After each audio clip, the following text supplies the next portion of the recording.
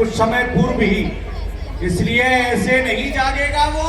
तो कैसे नाना जागेगा? प्रकार के अस्त्र शस्त्र, घोड़े हाथियों को लेकर के चलना साधारण तरीके से जगने वाला नहीं है मेरा भाई, इसलिए तैयारी करके चलो पूर्ण रूपेण।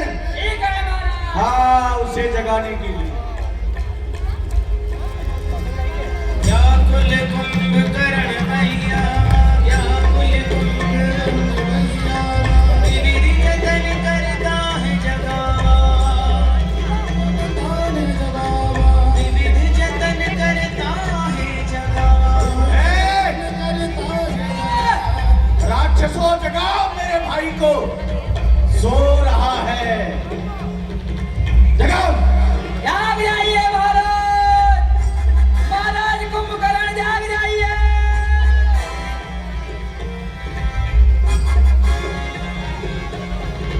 विविध जतन करता है जगावा,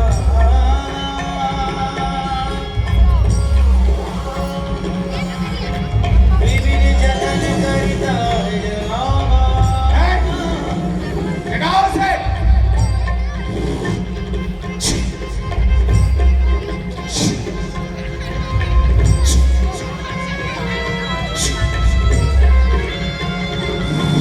नहीं जाग रहे हैं, इनके ऊपर चढ़।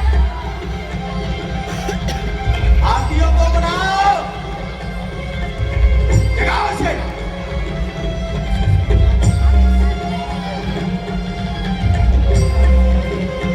चढ़ जाओ, ऊपर चढ़ जाओ।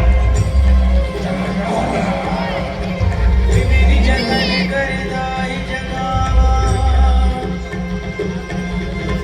व्याकुल कुंभकर्ण मैया।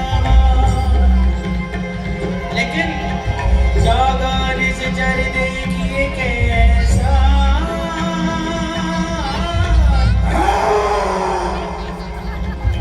जागाने से चर देखिए कैसा, मानव काल देह धर वैसा, मानव काल देह धर वैसा।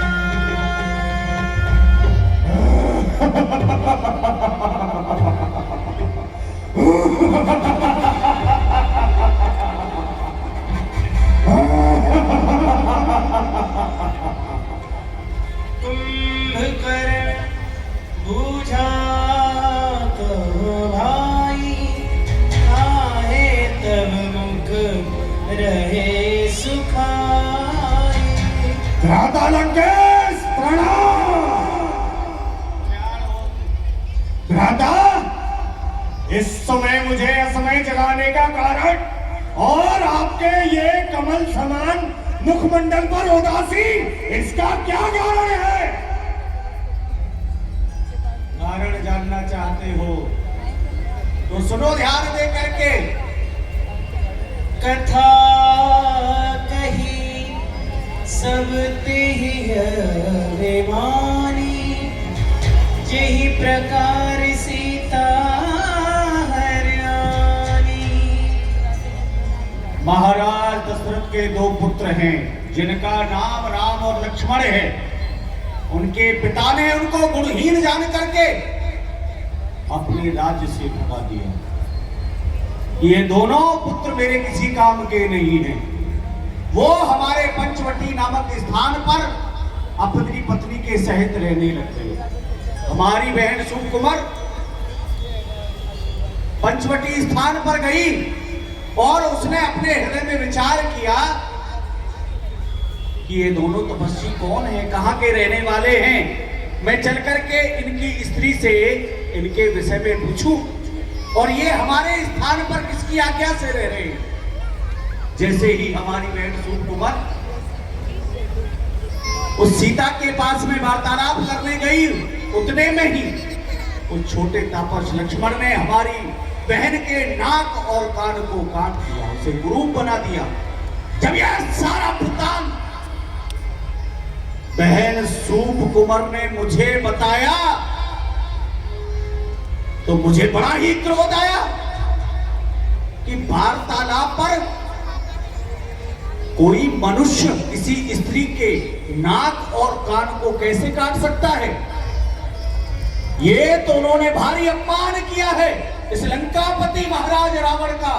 ऐसा विचार करके मैं उनकी स्त्री का हरण कर लाया। इस समय राम और रावण में घोर युद्ध हो रहा है। कल के युद्ध में पुत्र घन्नाथ ने उस छोटे तापस को ब्रह्म शक्ति का प्रयोग किया, जिससे वह मूर्छित हो गया। परंतु वो हनुमान नाम का वानर सजीवन बूटी लेकर के आया और उस तापस को उसने जीवित कर दिया। हरि वचन तब कुंभकर्ण बिलखान, जगदम्बा हरियाणव सठ चाहत कल्याण। अरे ये जगत जननी जगदम्बा को हर लाया है और अब अपना कल्याण चाहता है।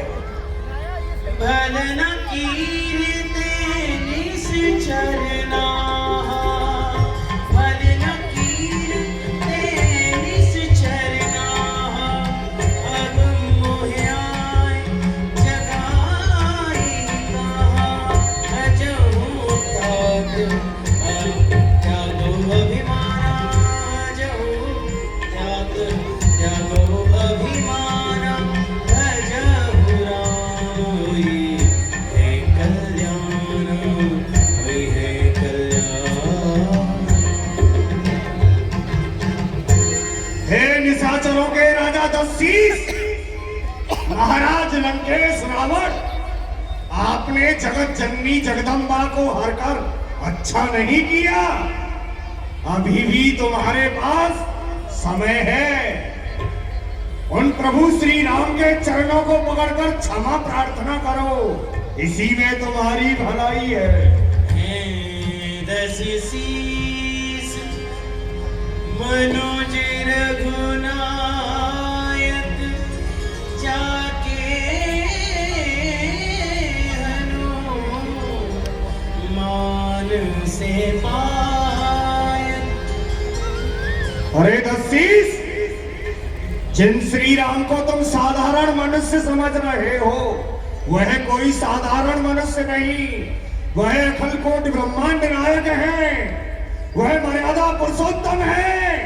और दूसरी बात तो यह है, तुम उनको बहुत हल्के में ले रहे हो। जिनके पास वीर बलवान हनुमान सेवक है, उनको छोटा मोटा मनुष्य मत समझो दशरथ। कीन्हु प्रभु विरोध तेहि देवक, शिव विरंच विरंच यदि ब्रह्मा जी, शिव विरंच सुरजा के सेवक।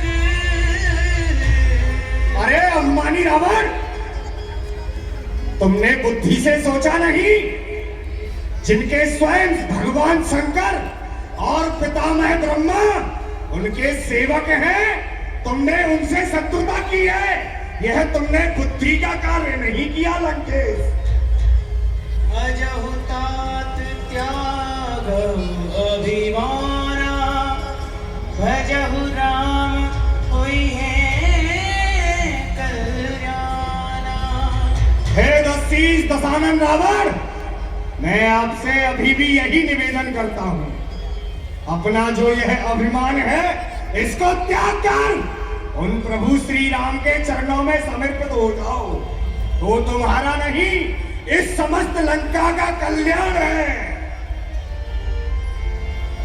राम रूप गुण सुमीरत, मगन भयउ छल लेख, रावण मांग्यो कोट घट, मन और महिष हरेक सिया राम, मद और महिष हे प्रभु, ये हमारा भ्राता रावण कैसी इसकी बुद्धि हो गई है। हे प्रभु श्री राम, व्यर्थ की विडंबना पढ़ा रहा है मूर्ख कहीं का। सेवकों, राक्षसों, मुझे ऐसा प्रतीत हो रहा है कि इसकी बुद्धि अभी शुद्ध है। इसकी बुद्धि को भ्रष्ट करो, मदरा लेकर के आओ, फांस ले